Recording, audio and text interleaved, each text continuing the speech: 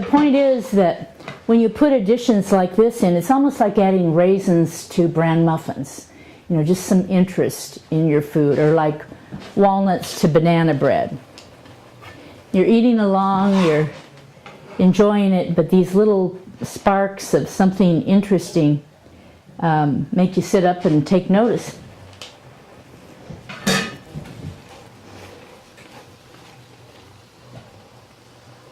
Got a few silk hairs, a few corn silks, just pick them out. And if a few get in there, that's fine and dandy. When people are eating my food, if there's a grape stem or a corn silk, I say fine. Because what it does is it tends to engage us with our food a little bit more. We might even have to touch it with our fingers. And instead of this mindless, you know, sort of spooning the spaghetti in, you know, and having this completely refined food, there's a little more action there, and people are paying attention, slowing down, being thoughtful about it, which I think most cooks would appreciate. How many times have you heard women in the kitchen say, you know, I'm just in there slaving away, and they come to the table and they gobble it up, and I don't know if they care it or not. Well, there are ways around that.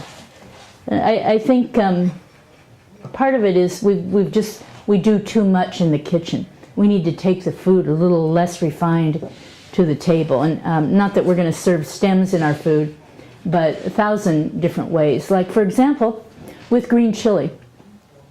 Anglo style is to roast it and peel it, and the cook does all of that. Hopi style, and pull out the cores and strip the peel off and get it all, you know, do the roasting before you do that.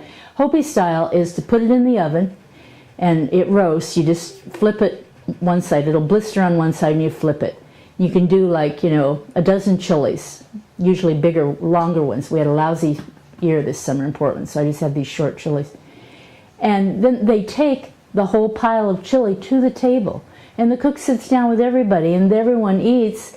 Sometimes they pull out the core if it's too hot. They leave a few seeds if it's not. Sometimes they take the skin off. Sometimes they eat it with the skin on. It's all the choice of the person doing the eating. So here we are, a bouquet of kale. I like to kind of get it all tidy. And the way I work with it is do the horizontal cuts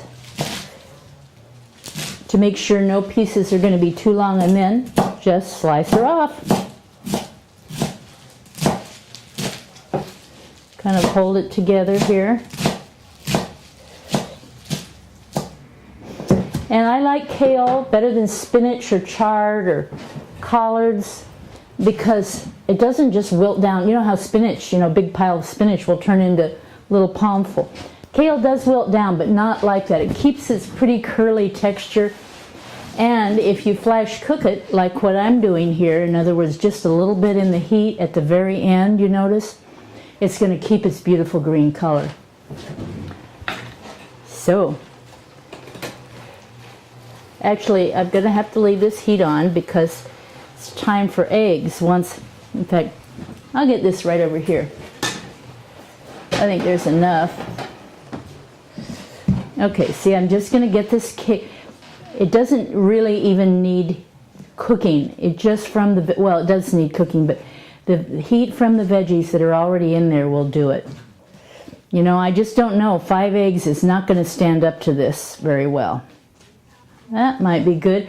I'm going to take more out because I can always add them back, right? And so now I could do the eggs in a bowl ahead of time, but if I'm quick, they won't cook and I can scramble them all up right here. So that's what I'm going to try.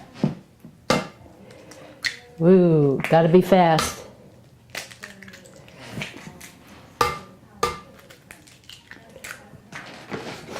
Oop, I just spotted a bit of shell. Fish the shell out.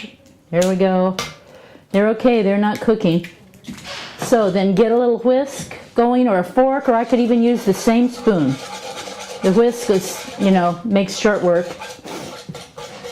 So here I am, I'm whisking it right there. Frittata in the pan.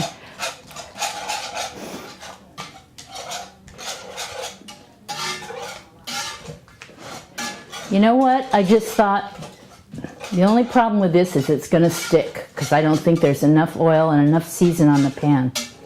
I really don't think so. But you know what? I'm going to try it. So there, I think that's nice. I don't think it'll need any more veggies.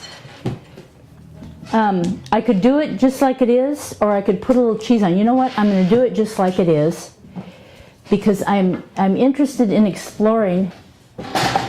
And I got to get a little salt.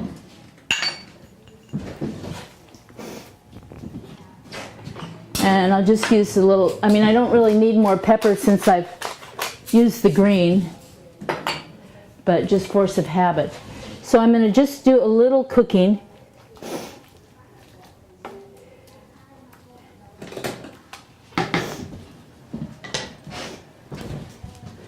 So I'm not even going to cook it stovetop. Some recipes say to, and I think I might have even done it in Beyond Measure, but I'm just not going to do it. I'm just going to put it in the oven. There's no reason really to cook stovetop. It'll bake in the oven nicely.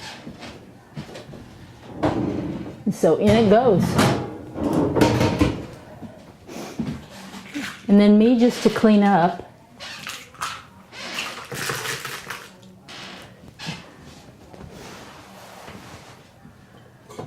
Look at that.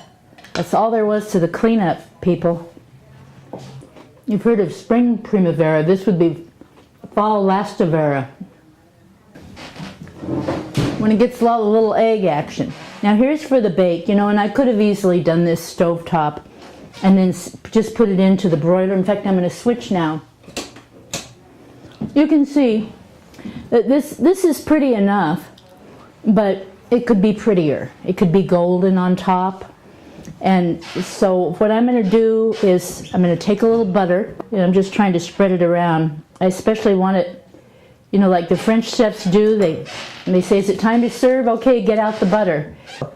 I'll just grate it on the wide teeth of my box grater here. And give that a little action. It's going to need more cheese since I decided to go for the cheese. This mozzarella, I usually don't hawk product, but this is Organic Valley, from the Organic Valley people, and so is the butter. I'm just so pleased that they have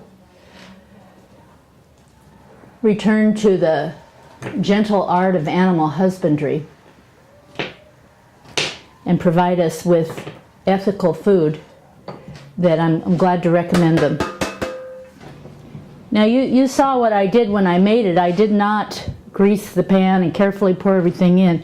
So I'm asking for trouble on all that. So we'll see here. I have a pie thing. You know what I might do? I'm just going to take a piece off the edge. Oh, I can tell it's loose. I think I got by with it. Wow.